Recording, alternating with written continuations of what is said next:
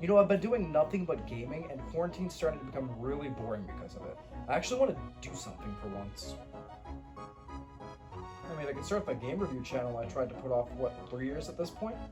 That's a good place to start. Nah, I'm just gonna go outside.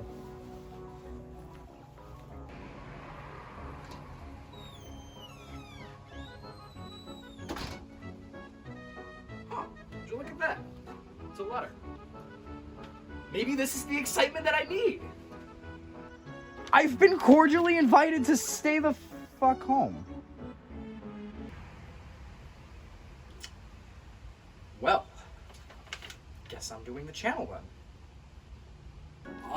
Okay, fucking Pokemon Shield? No, I'm gonna get killed either way. Aladdin, The Lion King? Nobody watches these anymore after the shitty remakes. No. Tetris Effect? Nobody wants to watch a video about fucking blocks. Spider-Man, he dies, wait a second.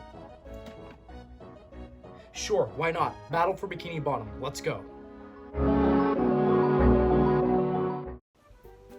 Hello everybody and welcome to the Game Dimension, a channel dedicated to nothing but video games, good, bad, and somewhere in between. I'm your host Benson, and you may know me from such classics like New School Arcade, and also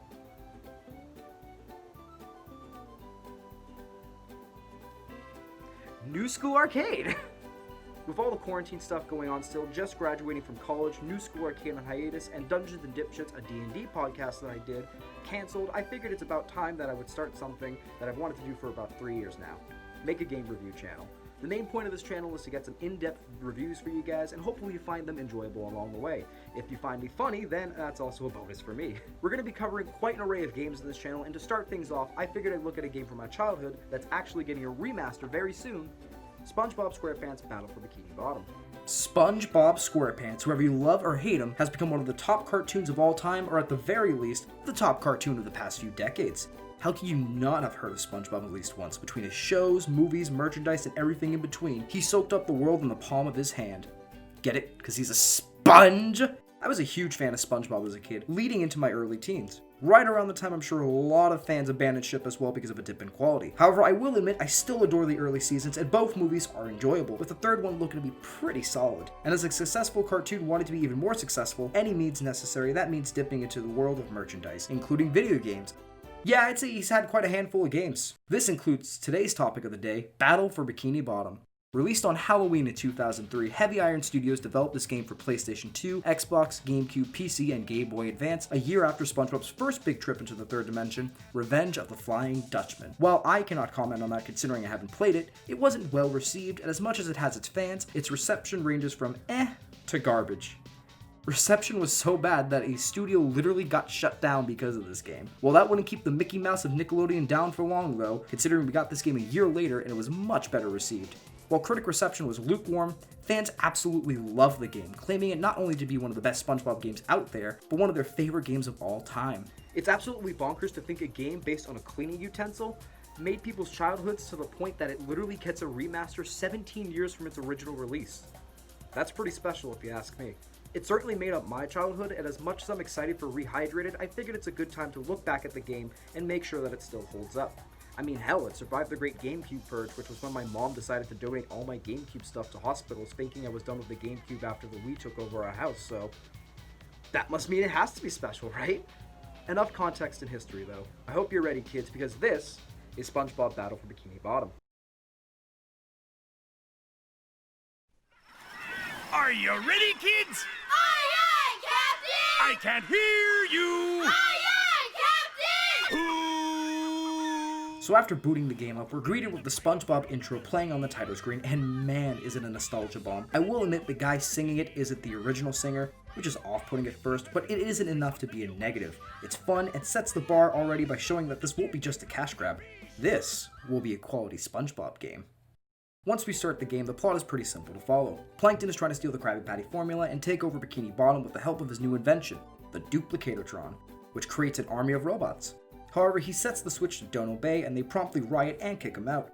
While this is going on, SpongeBob and Patrick are hanging out and playing robots and racehorses, wishing that they could have real robots to play with. Patrick, with his infinite knowledge of black magic, tells SpongeBob that by tomorrow they will have new robots to play with. Damn, really missed out on the opportunity to bring back mystery by excluding racehorses from the ritual. Kinda fucked up. The morning comes and the robots are already causing trouble, and Spongebob, believing this to be his fault, decides to sort out his own mess. I really love this plot. It's simple, sure, but A, it's a kid's game. I didn't expect the game to be Metal Gear Solid plot heavy with Solid Sponge out to save the world, and B, it's a SpongeBob game, which means if it's gonna be successful, it needs to match the simple and goofy charm of the show, which I think they nail. The plot feels like something you'd expect from an early SpongeBob episode. Hell, the plot to a movie even, leaving plenty of room for fun situations and environments, but most importantly, plenty of room for gameplay possibilities. SpongeBob's house is our starting point, and it's here that we are introduced to the basic mechanics of the game, platforming and collecting. The game is a huge collectathon. Think Mario 64 and Banjo-Kazooie, and in an era where the genre was dying out after its golden days on the N64, it might be off-putting at first. However, the developers keep the collectathon simple by having you collect 3 main collectibles.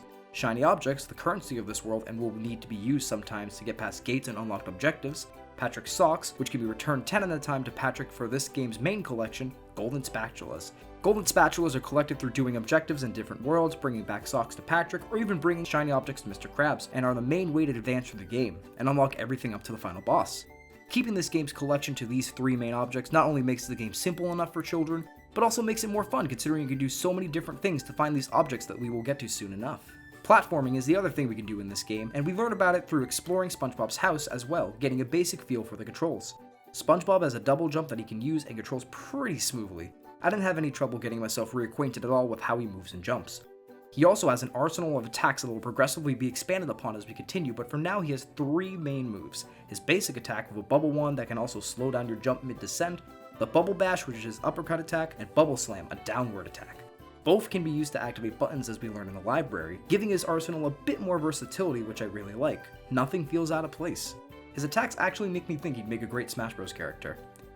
Hey, if people want fucking Goku in the game, then anything is possible at this point. After collecting enough shiny objects throughout the house, and also in tikis, which are also scattered throughout the game to help with collecting shiny objects in various forms, and finding our first sock after an admittedly awkward moment of trying to get the Peach Ball to cooperate so you can scale it, we get our first golden spatula and are allowed to leave the house. All in all, a pretty good tutorial to introduce us to the ins and outs of the game.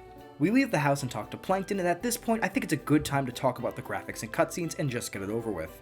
As you saw earlier, this game has cinematic cutscenes, and for the most part, they look alright. They do have quirks such as awkward lighting and weird mouth movements, but it's an early licensed GameCube game. I wouldn't expect too much graphically. In-game, everything looks appealing with bright colors and textures like in the show, making it a decent looker with the exception of one level, but we'll get there soon enough. However, text box cutscenes pop up and they're alright? Dialogue itself isn't really bad, the game is pretty funny and makes nods to the show a lot, but graphically, not too great. Character models look stiff in these, and it shows right away between Plankton and Spongebob. Plankton just looks like a green turd with his mouth looking to consume him whole, and Spongebob constantly looks like he has had Botox done. I'm not much of a graphics person in the first place. I mean, for God's sake, I love playing the NHL games, and they are far from lookers, so it isn't too much of a problem. It is noticeable though, and I wanted to get the main gist of graphics and cutscenes out of the way before going into each level. At this point we have 2 options: explore the main hub world of Bikini Bottom that we have to start off, or go to the first level open to us, Jellyfish Fields. I recommend exploring the hub first. You can collect more shiny objects, get acquainted more with platforming by jumping across the houses to upgrade your health, which is underwear by the way, snag a golden spatula or 2, and meet the other characters. Bubble Buddy surprisingly makes a pretty consistent role in the game, serving as a mentor teaching you bubble moves as you advance throughout the game. Patrick informs you of the sock objectives, Squidward's just there to be a punching bag, and Mr. Krabs tells you to collect shiny objects for him. His voice sucks. He isn't voiced by Clancy Brown in this game, and the person who fills in just doesn't get the job done, unfortunately. But because you're gullible, I'm gonna help you out. And of course make a small profit in return. I've got a few golden spatulas that I'll be willing to trade to you for some of those shiny objects. His audio quality isn't the greatest in the first place, sounding like he's recording in his closet, and combined with a lackluster impression, just makes it sound like Mr. Krabs is exhausted and doesn't want to be there.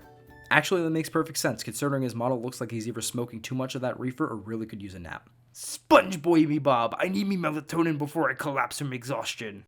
Exploring the hub world also gives you a chance to see the other 2 levels we will eventually get to play, and a gateway to the first boss.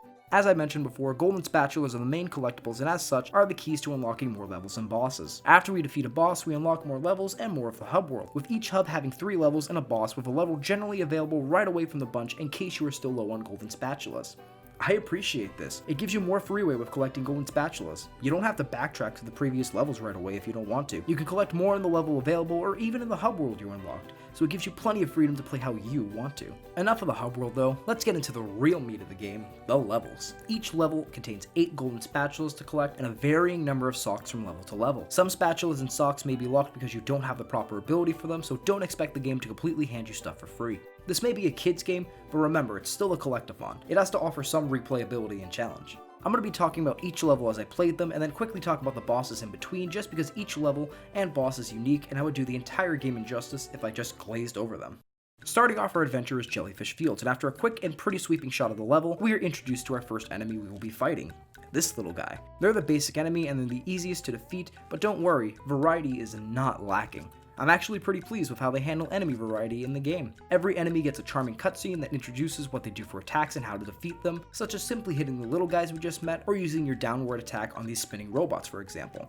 Much like everything else in this game, they ooze Spongebob charm, and they also make use of the arsenal he has, continuing to handle combat pretty well in the game and making sure no one feels completely useless. After talking to Squidward, who is just not having it today, we are given our main objective of the level, scaling Spork Mountain to get King Jellyfish Jelly to heal his stings. Every level is like this, a main objective with the rest of the spatulas being optional objectives or ones we get along the way to the main objective of the level. And this level serves not only as an introduction to that concept, but also as a way to hone your platforming and combat skills. The entire level is about scaling the mountain, so of course we get to test our platforming skills and basic combat through 3 different robot types, and it is incredibly fun. We also get introduced to 3 different gameplay mechanics that'll make up our adventure along the way. The first is bungee jumping, just a really fun side novelty for an extra spatula or sock. These don't try and spice anything up as the game goes along, they're just a fun distraction should you choose. Quick and painless. Except for Spongebob though. Holy shit, that does not sound like it is fun. I think. I don't want to kink shame him. The second thing that we learn in this level is the sliding segments. And we learned this from Mermaid Man as he... Huh? What? Oh, yeah, it's that sponge kid. And now, what was I supposed to... Okay. For fuck's sake. With Mr. Krabs, I can maybe hear the similarity, but with Mermaid Man, who is voiced by the same guy that does Mr. Krabs in this game, I can't hear any likeness at all. He doesn't even keep the voice he does here. Later on in the game, he sounds a lot more like an old guy yelling at you about fucking coupons. His model even looks off. He constantly looks like he's having flashbacks to the war, and at certain angles, his jaw looks like it's unhinging like some demon or something. I've got a job for somebody who can throw things. This poor guy is 0 for 2 right now, and quite frankly, you gotta wonder what the hell happened with the voice direction in this game. As I was saying though, we get introduced to sliding mechanics, and oh man, are they absolute fun. Much like the bungee jump, they're kept simple throughout the game. Slide to the end, and that's it. Once in a while, if you take a secret route, you'll find a sock, but other than that, it's simple sliding fun, and it controls smoothly for the most part. Turning can feel weighty at first, but the overall experience is adrenaline pumping and gets you moving without feeling like a gimmick. After fighting some robots and smashing machines that spawn if left unchecked, we run into Patrick, who looks like he's either gonna murder Spongebob for taking so long, or tell us some tales from the crypt type shit. I couldn't tell you, and quite frankly, I don't want to find out. I do find the last main piece to gameplay that we will need in our adventure though, switching between characters. There are 3 playable characters, Spongebob being the main, and Patrick with Sandy later on being swappable depending on the level. Each one plays differently, and I find all of them to be enjoyable in their own way. Sandy being my favorite of the bunch, which we will get to soon enough. You can swap between characters at these bus stops anytime that you want, and will need to progress through levels and solve puzzles. In this level, we could swap to Patrick and get a feel for him. He lunges at opponents with his stomach and has the unique ability to pick up these fruits for puzzles, while also being able to pick up tikis, robots if he stuns them with his belly flop attack, and this fruit here to freeze water for a short period of time. The Fro Fruit especially is a huge part of his gameplay. You'll need them to solve puzzles that may be out of reach for him, or to progress through the level with these teeter-totters, or by stacking them on top of each other. But you need to do it quickly because they will wilt and explode into pieces if you aren't quick enough. He also doesn't jump as high as Spongebob does, but I mean, would you if you had to carry around all this thickness? Like, damn, he's thick though. All around, he's an enjoyable character as well, and gets his time by progressing through these caves and solving puzzles. As we progress up the mountain, we finally get to face off against the mini-boss, King Jellyfish himself. He's super easy, it is basically just a culmination of your skills that you should have the hang of by now. Basic jumping and attacking. It still is pretty cool to see a character from a one-off episode though. After we bully the shit out of him into giving us jelly, we slide down the mountain and head back to give Squidward the jelly, ending our time at Jellyfish Fields. Jellyfish Fields is probably the most iconic level from the game, and for good reason. It's super fun for a first level. It introduces the last pieces of our platforming adventure we will need quickly and efficiently, gives us a teaser of what to come, such as this bowling segment here, and it's just so pretty to look at. Like, holy shit, it still looks great. So far, so good. We're off to a pretty high note so far in our adventure. Next up, downtown Bikini Bottom, and I gotta say, the music still throws me off in this level. As soon as you go to enter the level, you're greeted with screams of peril and chaos. So that means the music will be intense, right? No. The music is something you'd probably hear in an elevator. It's not a negative, really. I just find the contrast hilarious. Like, holy shit, the world is on fire and people sound like they are literally dying. You know, let the player chillax though. It's all good. Our main objective in this level, given by Mrs. Puff, who looks like she's downed 5 monsters while puffing up some crack, is to find steering wheels throughout the level and bring them all to her to help the citizens evacuate. The main objective is pretty good. It helps you hone your searching skills, which you'll need if you haven't started looking off the beaten path for more spatulas and socks if you want to 100% the game by spreading them throughout the level. It also introduces us to our final of the 3 playable characters, Sandy. Stop me if you've heard this one before. She's my favorite of the 3 to play. I know anyone who talks about this game gushes about Sandy, but it's for good reason. She's the most versatile of the 3 characters. Her combat and moveset are pretty fun, but she can also hover in the air with her lasso, which leads to some pretty fun long distance platforming, and swing through the air by latching onto these Texas symbols. It all controls so fluidly, and this character could have easily been horrible if they didn't get that momentum platforming right. But they did, and it's pretty awesome to say the least. Her dialogue is pretty funny too. She literally compares everything to stuff from Texas, and it never gets old. Woo! That's taller than a glass of Texas iced tea. Just a side note too, I've already mentioned how good the platforming is, but man is it precise and snappy. It never really feels like the game cheats me into death or frustration because everyone controls so well. For example, after you press all the buttons around the statue, a golden spatula appears at the top of it. But wait, there's no platforms, how are you supposed to get up? You scale the statue, and it may seem like a pain, it really isn't, and it just shows how precise the platforming is in this game. Just figured it was worth noting before continuing. This level does introduce something I'm not a huge fan of, the sponge ball. I don't see the purpose of it, it's literally useless. It's mainly used for these time limit moments where you have to roll across to access the next part of the level, but its forward momentum is so awkward, and if you bump into anything, then you're sent flying like a pinball. It seems so last second and should have been added, honestly. Like here, for example, you have to roll off the ramp and hit the tip of the boat just right so that you get enough leverage to get to the other side. But the physics for this ball are already so wonky, this ends up just being a pain, and sometimes you may not even make it. You may have to barely get out of sponge ball and grab the ledge last second. It's not great, and the fact that I have to do it to progress through this level is a big pain in the ass. After exploring the level, which includes scaling the Sea Needle, fighting a gauntlet of enemies in a lighthouse, and an entire segment dedicated to the excellent Sandy swinging mechanic, you return to Mrs. Puff with all the steering wheels and some extra collectibles in tow, snagging another golden spatula to finish the level. Downtown Bikini Bottom was a good level. I just think it could be so much better if it wasn't for SpongeBob blocking progression 5 seconds at a time. That doesn't bring down the massive positives in Sandy's gameplay and the fun factor of the level's objectives overall though. Plus the area is faithfully recreated from the show, so that's a plus. The final stop of this section of the game is Gulagoon, a level that makes use of the Bubble Bash, from a new enemy up until the main objective requiring you to hit switches. However, as much as I like the love for this move, the level itself is definitely not one of my favorites of the 3. That's not to say it's bad, there's just a major flaw that keeps me from enjoying the level like the others. And that's the main objective. See, Larry, being the frat house boy that he is tasking us with stopping a robot who has stolen all of the sunscreen while he protects the babes. Which is lingo for, do it yourself, I'm too busy pretending I have a massive penis for these women cause I'm a pussy. To do so, we need to use Bubble Bash to hit these switches on the lifeguard post to move the mirror so that they redirect the sunlight to another one on an island next to the robot and proceed to platform our way to said island to finish the job. I wouldn't have a problem with this objective if they just simply spread the posts throughout the level instead of programming them all in this one area. It goes against what makes the game fun. Constant platforming and progression. The game prides itself on its platforming and you're constantly moving throughout the level to experience said platforming. Sometimes there are moments when you stop in a section to solve a puzzle or do a side objective like bungee jumping, but they don't take up a ton of time and are side objectives that you can come back to at any time if you want thanks to the taxi system in the pause menu that allows you to select an objective you found and go back to it in an instant, meaning you can keep moving forward and experience all the level wants to offer without slowing down should you choose.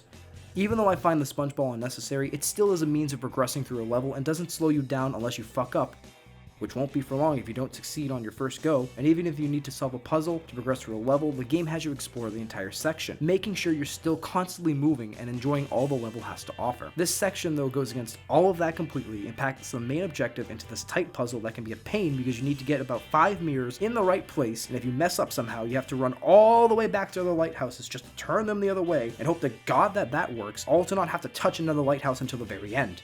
Again, this could have been easily fixed if they just spread the lighthouses throughout so that way you don't have to stop and be frustrated as frequently. I mean, hell, the Gulagoon caves require you to loop around the cave and press buttons to unlock the path you need so you can progress through the level, so why couldn't they spread the lighthouses out like that? It's frustrating for no reason and goes against everything the game has done up to this point in regards to platforming. Luckily, this is the only thing that I don't like about the level, as the rest of it is platforming bliss. You run along the beach, jump across platforms and water, and help Mrs. Puff rescue children who seem to be doing a really shitty reenactment of Up. Maybe this wouldn't happen, Mrs. Puff, if you just put down the crack pipe for like 5 seconds, you jittery puffball. After all of this, you end the section with one of my favorite moments of the level. You enter a sandcastle and have to reach the top before the rising water level reaches you. It's easily one of the best examples of platforming at its finest in the game, and the stakes are high as you try and survive. Well, at least for the first part, because after you reach the midpoint of the castle, the water apparently just goes back to normal. You know, Bubble Buddy, if I didn't know any better, I'd think you were fucking with us for your own amusement. I'd be careful if I were you, Bubble Buddy. One poke and your missus would have to use the old bubble wand to make a new husband. After exploring the caves I mentioned before, you come across a carnival and wreck shit as Patrick just so Mr. Krabs can continue to rob people of their money. This segment's a blast. You can take part in different activities such as Whack-A-Tiki to earn some socks or golden spatulas, and if you come back later with the Bubble Bowl move, you can take part in Skee Ball for some shiny objects. It's a decent section that feels a lot more relaxing and colorful compared to the rest of the level. It isn't too platform intensive. You're just there to have fun and take part in games like an actual carnival. A pretty nice change of pace. After you progress through the carnival, you make it to the island, destroy the robot, and return to Larry, ending your exploration of the level. Gulagoon is definitely my least favorite level of the 3 due to the lifeguard post puzzle at the beginning, but that doesn't mean I didn't have fun. The objectives are all well made after that, and the level itself is a peak example of how colorful and pretty the levels can look, with a nice reference to the Cave Sponge episode in the caves. There was one moment though that made me scratch my head graphics wise, and that was during the carnival segment.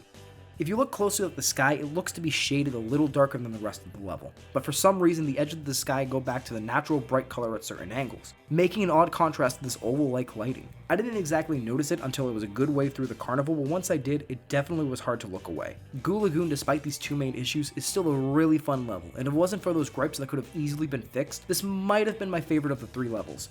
But with that, it wraps up a really solid start to our adventure with this first batch of the levels. I really can't wait to see what the other levels are like again, if they're this good already at the beginning. Up to this point, you should have enough golden spatulas to progress to the first boss of the game, Robot Sandy in the Poseidon. Unlike the mini-bosses such as King Jellyfish, she has 3 different segments of her battle that happen after you take down 3 of her health bars at a time. The same goes for the other 2 bosses further on. The boss isn't really hard though, much like the other bosses in this game aren't, but it still is exciting to fight. It tests your skills in combat that you're well acquainted with at this point, having you bubble slam her after she tries to sit on your face in the first segment, throw her head into destroyed wires as Patrick in the second segment, and having you bubble bash your head in the final segment. Again, she isn't really hard. Her patterns are predictable after the first time you're exposed to them, and it can make the fight feel sluggish after a while in each segment of her fight. The most trouble I had was when she tried to do this weird clothesline move in the final segment, and you have to time the jump just right, but even that wasn't much. Just because the fight isn't difficult doesn't mean it isn't fun, and that essentially goes for all the bosses and mini-bosses in this game.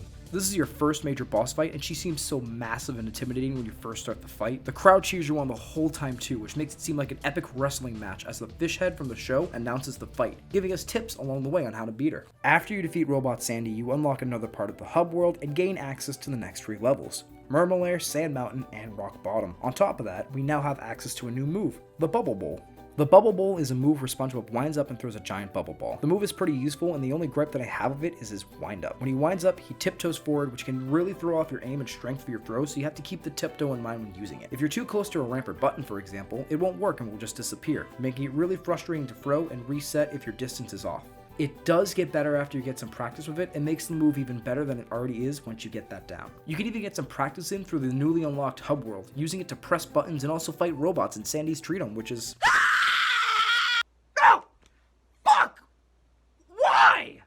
Okay, I know I said that the game was faithful to the source material with all these nods to locations and episodes, but this one might be a little bit too far. He looks like a creepypasta that could fit a kid in each of his cheeks. I done like it, and I'm glad that it only happens once in this entire fucking game. Okay, so after you're done losing sleep over Sponge Bastard, it's time for some more levels, starting with the Marmalade. The level is available right off the bat like Jellyfish Fields, and I highly recommend starting off here. The level is a great way to get used to the Bubble Bowl if you haven't already, since you have to hit a ton of switches with the move, and is the main way to defeat a new enemy Arf, and the next mini-boss, Prawn. Prawn is a new character introduced to the Spongebob universe, and is considered Mermaid Man's arch enemy, behind all of these guys, I guess. His battle's pretty fun though. He's a lot more aggressive than King Jellyfish by keeping you moving around to dodge his sonic wave attack. To damage him, you have to bubble roll down a clear tile pathway 3 times while dodging any robots he may throw out at you. It's a decent fight to cap off the level. Honestly though, that's pretty much it to this level. It's entirely made up as a way for you to practice the Bubble Bowl move. That doesn't mean the level isn't fun though. The challenges involving Bubble Bowl are well made, mostly, and the small platforming moments and optional challenges available are still fun, such as this gauntlet with electric orbs on moving conveyor belts, and timing your journey across tiles that hurt you when lit up red. There's also puzzles for Patrick as well, such as this generator one, which can be a bit of a pain, and the infamous ball puzzle. Basically, there is a golden spatula trapped in a case, and to get it, you need to get a rolling ball to the end of a machine by stepping on panels or pushing buttons that fix the path to keep the ball rolling. Otherwise, it falls off and you have to do it all over again. The puzzle's known for being frustrating, especially when you have to move on this board to get the ball into a capsule, and while I can agree it is pretty bad, I actually did it on my first try, as you see here. I'm giving credit probably to the fact that I did it so many times as a kid that a part of my brain stored it away so it'll break controllers as an adult years later, but I definitely can acknowledge it is frustrating, and the fact that I still feared fucking up should tell you how irritating it can be. But I did it first try, so don't hate on my pro gamer move, boys. This level is a pretty solid start to the next batch. It isn't as good as Jellyfish Fields or Downtown Bikini Bottom, but it's still fun to play and could be even better with more intense platforming, for example. Up next, we have Sand Mountain, and this is my favorite level of the second batch without a doubt. Before you go carelessly sliding down though, you have to use shiny objects to unlock each track, and if you're nervous about not having enough, don't sweat it. The main area of Sand Mountain has a lot of tikis and robots to defeat for shiny objects, and if you still don't have enough, you can simply jump off a cliff and refresh the robots back in because the game doesn't have a life system like Mario does. A really solid idea in my book. And I can't believe I'm saying this, but you're gonna want to yeet into the abyss because, well, see for yourself.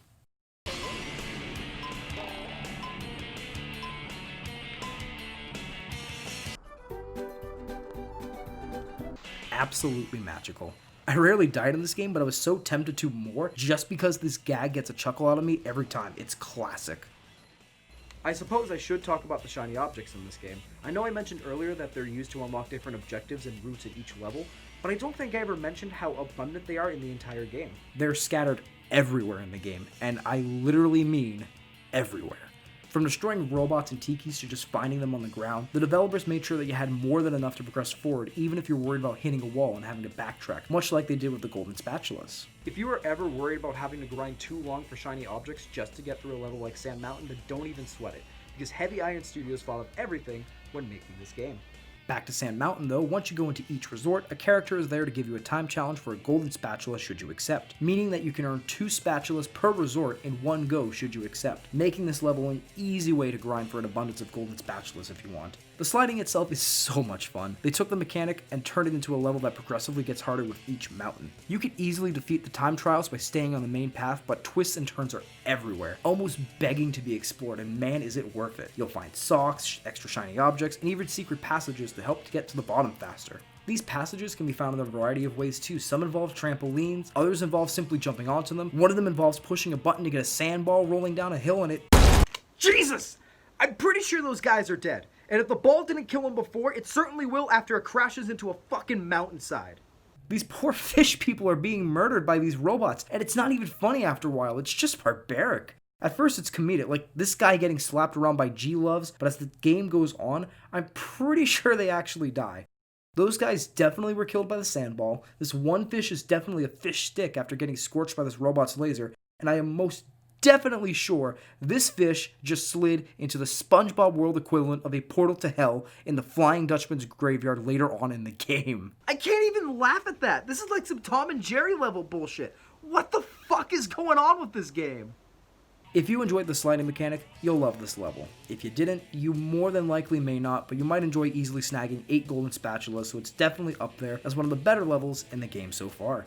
My only gripe, and honestly it's a minor one, comes from these trials. Should you fall off a cliff and already pass a checkpoint down the slides, you don't restart from the beginning. you restart at the checkpoint and have to continue without the time trial. I would much rather be penalized by having to start all the way from the beginning and actually get better sliding than have to jump in one of these teleportation boxes, which make traveling in levels once you activate both easy, by the way, once I reach the bottom and waste time just starting over again. This is a level that challenges your sliding, and it should do such a thing, but again, it's just a minor complaint. The final level of the second batch is Rock Bottom, and I know I said the game looks pretty visually, but this level is the pinnacle of it. From the citizens having their tongues out all the time, cute reference to the episode, and their creepy designs to the location itself, Rock Bottom feels like something out of an H.P. Lovecraft book, and I'm digging it. Once we start the level, we meet Mrs. Puff, who wants us to gather all the artwork for her, and okay, you know what? Hold on a sec. I've had it. Okay, I know I've joked before about Mrs. P doing drugs, but what the fuck is going on with her? At this point in the game, she's literally endangered children's lives, and now she wants us to give her artwork that was stolen from a museum, even though we literally go back to the museum later on in the game. Why do we have to give it to her? Why don't we just give it back to the museum? What kind of illegal shit are you doing, Mrs. Puff, that requires artwork of all things? You better start talking, because I'm about 5 seconds away from calling the cops in your ass. Don't ask questions you aren't prepared to handle the answer to. Yes, ma'am. Right away, ma'am. I'll get you that artwork. Just please don't stuff me in the back of your car. So after we get yelled at by Puff Daddy to help her steal artwork for more drugs in the black market, and seeing the bus drive away when we near the vending machine, we are then greeted by a new enemy that introduces us to what a good chunk of this level consists of: sneaking. Which, might I add, has piano key sound effects like in the show. This enemy can only be defeated by sneaking up on it and assassinating it. Trying to Bubble Bowl won't work because it's a psychic type Pokemon, and it's just going to yeet the move away with its mind. We are also introduced to these panels that can only be walked on by sneaking. If you try to walk normally, it'll collapse and you fall into advanced darkness. Or you can just time your jumps right like a Daredevil too. Suppose you can do that. I actually really like the fact that this level revolves around sneaking. It's rock bottom and Lord knows what lurks down here, so of course Spongebob is going to want to be careful. But wait, you might say, Sandy can't sneak in this game, so how are we supposed to get across these platforms and do these segments, let alone if there's a sleepy robot in the way? Chill the fuck out, I say, because I'm about to get there. The designers worked around this because there isn't a segment involving Sandy that uses those stealthy platforms, just your good old-fashioned lasso and platforming. And as for the robots, if they truly are in the way, there are these tikis that explode when Sandy lassos them that destroy the robots in one go, leaving a clear path for Sandy to advance. It's another example of the studio working to each character's strengths in different situations. It doesn't take away from the level at all. What does take away from the level though is the fact that Spongebob returns for less than half a minute, and boy, it's even worse. You have to hit these switches to open up paths for Spongebob to roll across, and should you fall off, you have to run all the way back and climb up to your spot to try again, just to hit switches to activate stuff for Sandy to swing across the museum. It's worse than downtown Bikini Bottom though, because that pinball effect I told you about rears its ugly head here as you have to try and turn around these corners without hitting walls, otherwise you go flying and bump back the opposite way when you have less than 10 seconds to make it across. This part especially is the worst, because it's a very narrow pathway to roll across, and the Spongebob was not created with accuracy in mind, so you're better off rolling slowly and then breaking out and running the rest of the way, only to hope to God that you actually make it in time. Seriously, F is for fuck Spongebob, it's the worst thing ever. Once you reach the museum, you have another platforming challenge where you have to make your way across the museum to deactivate the security system, and once you do, you have to climb all the way back across the museum to leave. It's a decent challenge, but it is the perfect time to talk about a main issue I have with the game overall, and that's the knockback. When you're hit by a robot, you're pushed back a few inches, obviously reeling from the hit, a staple in platforming games. However, this game is notorious for having the problem where if you're hit at any point during a jump or at the right angle while walking, you're sent flying across the stage, like it's some battle from an anime. Especially during a segment like this when you're high above the ground, it can get annoying because if you're sent flying down, you have to climb all the way back up and it sucks up unnecessary time. After that, you slide down and make your way across the trench of advanced darkness, blow up some shit for Plankton, and return to Mrs. Puff with the artwork in tow, leaving her to her dirty deeds and ending the final level of our second batch. I'd say Rock Bottom was pretty fun minus the Spongebob thing. It's still okay though, and that's how I feel like I described the second batch. They're just okay. Don't get me wrong, they're plenty of fun to play through, but compared to the first 3 levels, there's a lot more glaring issues across the board. Because of this, I would say it's on par with those levels, but not exactly better. What I can say is better though is the next boss fight, Robot Patrick. His battle takes place at an industrial park, which is noticeably creepier than the rest of the game to be honest. The battle starts with him licking his toxic ice cream and spitting it at you, leading into a spin attack that launches goo at you until he gets dizzy, which is your opening. Once he's down, you have to hit him in the back where the kick me sign is, because Patrick, until he goes down. You go to rescue Squidward, who was frozen at the beginning of the battle, only to be frozen as well. This moment pisses off Sandy, and you play as her and try to rescue your babe from the next phase. The attacks are standard, but now he also tries to use his freeze breath as well, and after every hit, he pulls the lever to make the toxic goo levels rise, forcing you to swing around to avoid his other attacks and jump across some crates to hit him. The goo unfreezes after you defeat the second phase, and Spongebob is freed, and because he can't swing around, he has to run on conveyor belts and hit Robot Patrick with the bubble bowl, ending the fight after 3 more hits. This boss fight is definitely an upgrade from the last one. It makes good use of Sandy's abilities and adds a bit more challenge for Spongebob. My only problem is with his spin attack. The attack makes the goo seem very far away when in reality it isn't, making for a cheap shot or two if you're not careful because of depth perception. I think I have fudge in my pants. Kinky? With that though, we are in the endgame now, ladies and gentlemen. 3 more levels to go, and then we have full access to the chum bucket and the final boss. In the meantime though, we get access to our final move of the game, the cruise bubble, which is a missile that you can guide for a few seconds to hit faraway objects. Turning it at first took a minute to handle since it moves pretty fast, but like Bubble Bowl, you get the hang of it soon enough thanks to new enemies. The first level we enter a SpongeBob stream, and I can't even hide it from you guys.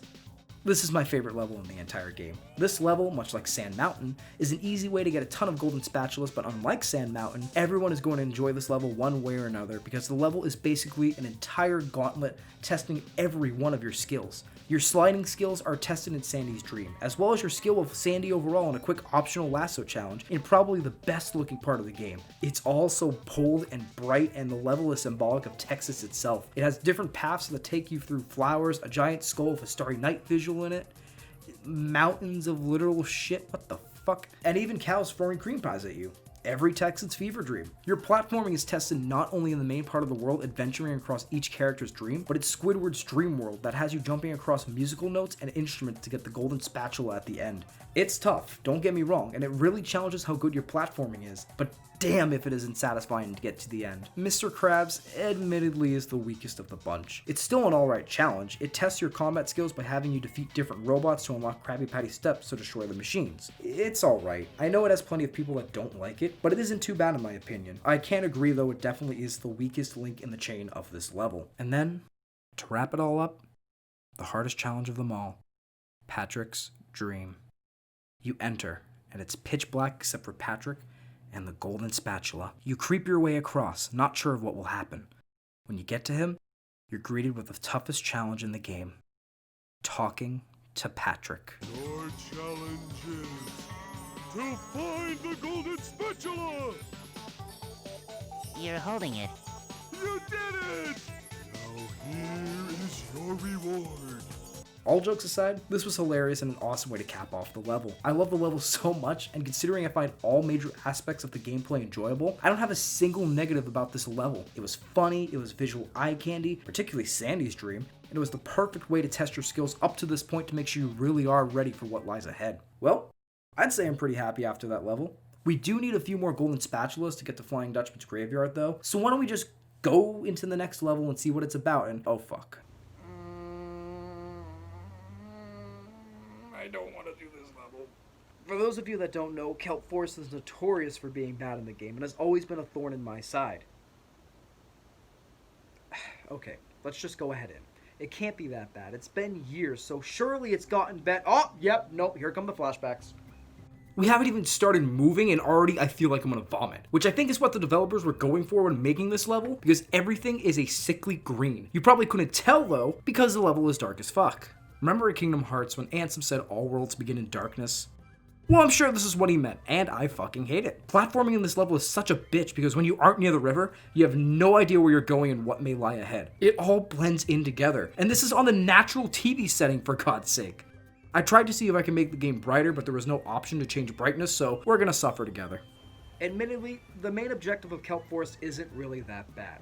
Mrs. Puff continues to be the worst character in the entire game and has lost 6 campers that she was with and needs us to find them. Luckily though, 3 of them are already in the first part where we talk to her. That's half of the campers. You can't go complaining about that.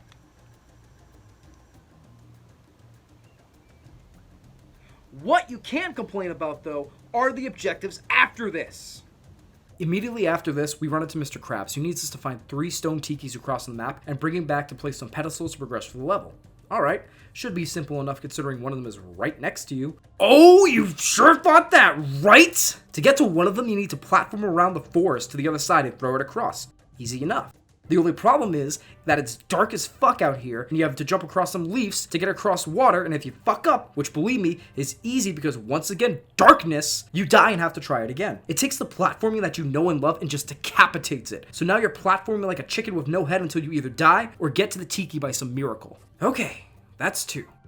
You've been around the forest and still can't find the last one. Turns out, it's in a tucked away corner after your first platforming segment with the leaves. Alright, fine, time to end it, but wait. You can't go back the way you came. You see the leaf on the platform that you're on, and see the pedestal is just right around the corner. Using your God-given brain, you try and throw the tiki over the wall, clear as day shot. And ends up bouncing off and flying into the water, and you have to press the button for a new one. Well, if you can't go back the way you came, and you can't throw it across, what are you supposed to do? Well, why don't I just let the footage speak for itself, and you tell me if you see anything wrong.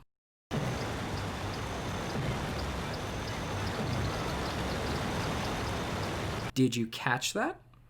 In case you didn't, I'll tell you. That looks like it wasn't supposed to happen! It literally looks like something a speedrunner would do to beat the level faster, not something you'd actually have to do to progress. Doesn't help either that when you do it, the game sticks a middle finger in your stupid pinhead face and tells you to go fuck yourself by sometimes not even working. And when you die, you wanna guess what happens? Go ahead, yeah. Here's what happens. You have to start the puzzle all over again. Ooh, that's fucking right! You cannot make a single mistake, or else you have to start all over again, which means you try and do that one first, and then go for the one on the far side of the forest. But then you miscalculate a jump on a leaf and die, which means guess what? You have to start over again anyways! No matter what you do, no matter who you pray to for sweet victory, no matter what emotion you're feeling, you have to do this puzzle pixel perfect. It's such a stark contrast to the rest of the puzzles in this game. Who hated their lives so much that they put this in a kid's game? Any game for that matter. Is this what you wanted, Mr. Krabs? I can feel it. Can you feel it, Mr. Krabs? If your blood wasn't boiling enough, then this next section certainly will get it to a boiling point. Many people claim that the stone tikis are the worst part of this horrendous level. But no. There is something much, much worse that dwells in Kelp caves. You run into Barnacle Boy, and at this point you're missing one camper who you assume is at the end of the caves.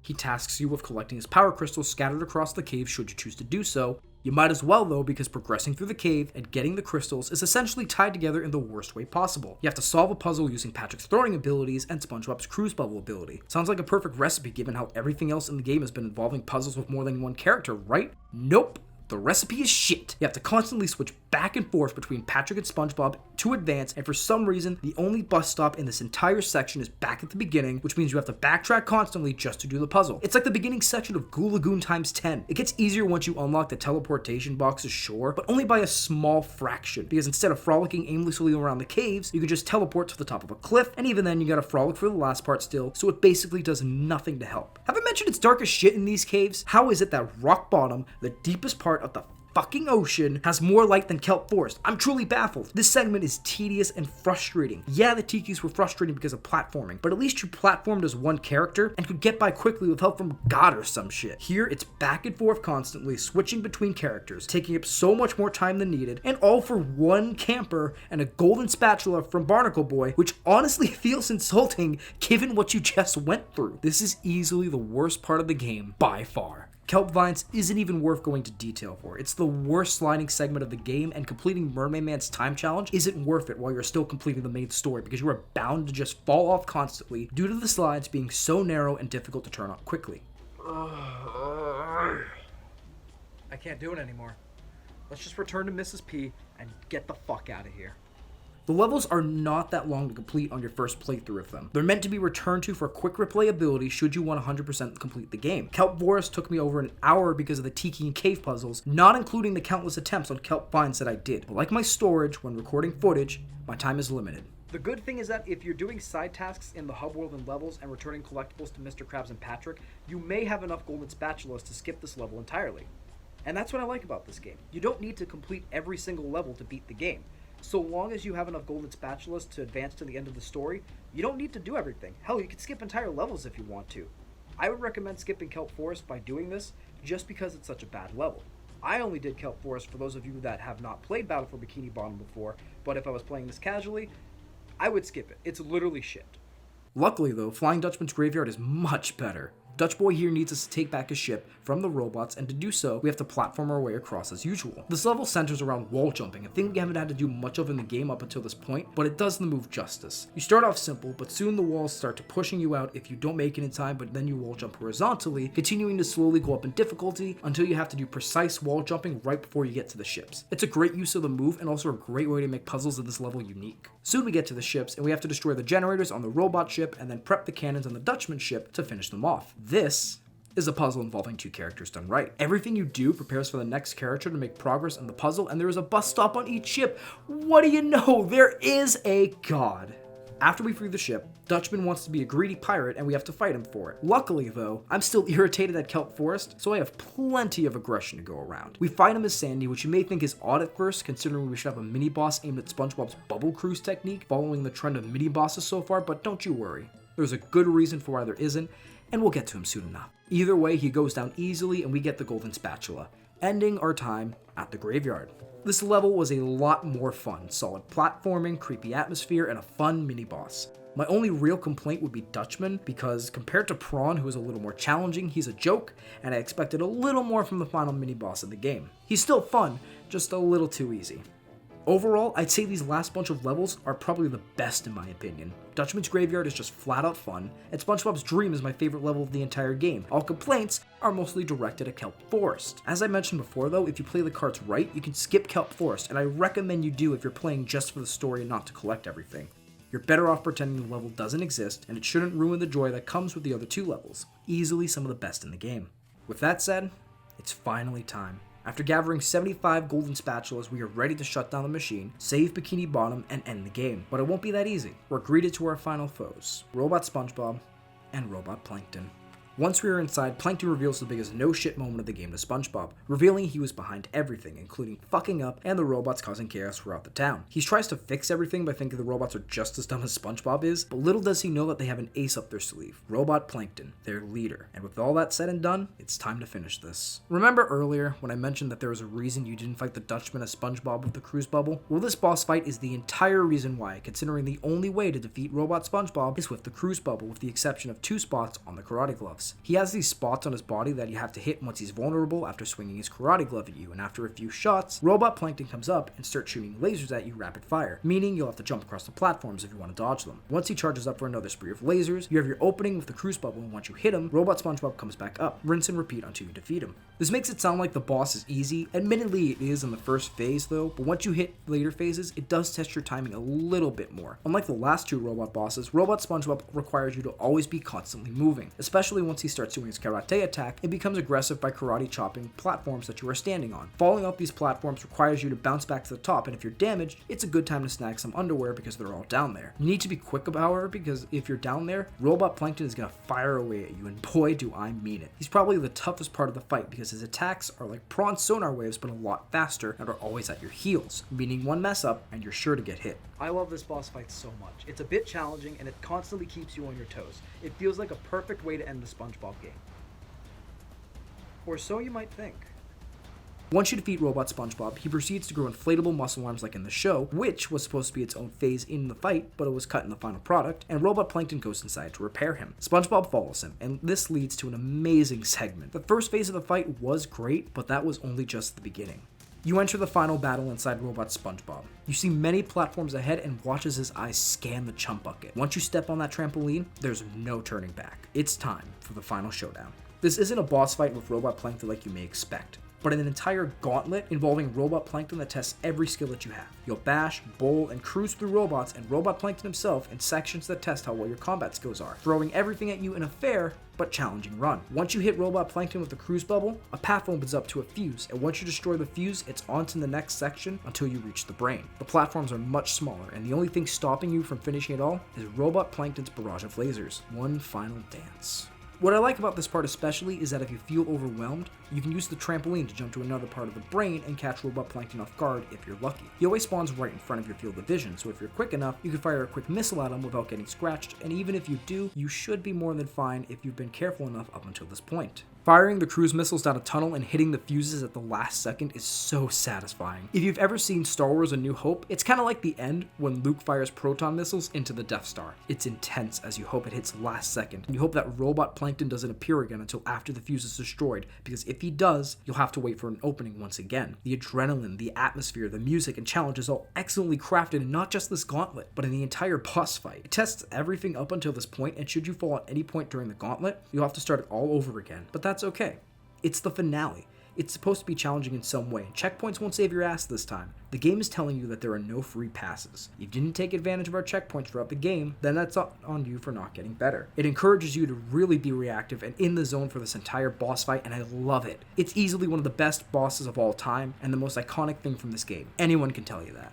After you beat the gauntlet, RobotPlankton says that he's not done and will build more robots, but soon he gets into an argument with more of himself as RobotPlanktons start piling out of the Duplicatatron. Spongebob vows that while there is work to be done, he will be there to save the day, ending our main adventure. So, after you beat the final boss, what's left to do? Well, you can collect more golden spatulas and socks throughout the levels if you haven't already, and go for that completionist status if you want. Your reward for doing so, though, is extremely disappointing to say the least. Once you beat Robot Spongebob again and watch SpongeBob vow to save the day, you unlock an extra scene where the entire cast of the game is in the Krusty Krab singing the SpongeBob theme song. That's it. 100% completing the game is not worth it for that cutscene, considering to get it, you have to get all the socks and golden spatulas, including Kelp Forest. Surely there must be other things to do or unlock once you beat the main story, you may ask. For starters, you get to roll around in the SpongeBob arena as the credits roll. You don't get awarded anything for doing so but shiny objects, so it really isn't worth much. The other thing you can do, however, is try to gain access to the movie theater, which means you have to collect, stay with me on this, 40,000 shiny objects. Hope you like Skee-Ball back in Gulagoon, because that is what you will be mainly doing in your grind for shiny objects. Once you get into the movie theater, though, you get to see some really cool concept art for stuff that was scratched from the game, such as a Glove World level, Patrick's scrapped platforming dream that would take place on ice cream, and even a robot Squidward boss fight. This stuff is all awesome, but once you see the reel once, you've pretty much seen everything. That's it. That's all you get to do once you beat the main story. For an adventure packed to the brim of charisma and so much to do, the rewards at the end feel so underwhelming and disappointing, especially considering that to unlock that small cutscene, you have to collect everything, which means going through a level that you don't like, whether it's Kelp Forest or another level. Not exactly a great way to end the game after such a hype boss fight, especially considering all of those RobotPlanktons that we saw before the credits aren't seen anywhere in the secret cutscene. Did they fly away? Did they get curb stomped? Did they come back in Spongebob Plankton's robotic revenge? No, seriously. That last one is a serious question. All I know is that the game exists and no one likes it. I actually want to know what the hell happened to those robotic planktons. Guess we'll never know though, but at least I can say the journey was a lot more fun than the ending itself. And with all that said and done, guys, our look at Battle for Bikini Bottom is finally complete. So, it's verdict time. Do I think this game is as good as I remember it, or do I think it's dumb as Texas? I can't even really hide it from you guys. I fucking love this game. I will admit, being much older compared to when I first played it has opened my eyes to a lot more of its flaws, and there are definitely some nitpicks that I have that are a pain. For example, whoever was in charge of the sound mixing in the game really didn't do a good job, unfortunately. Some sound effects can drown out music and other effects, such as the notorious waterfall in Jellyfish Fields.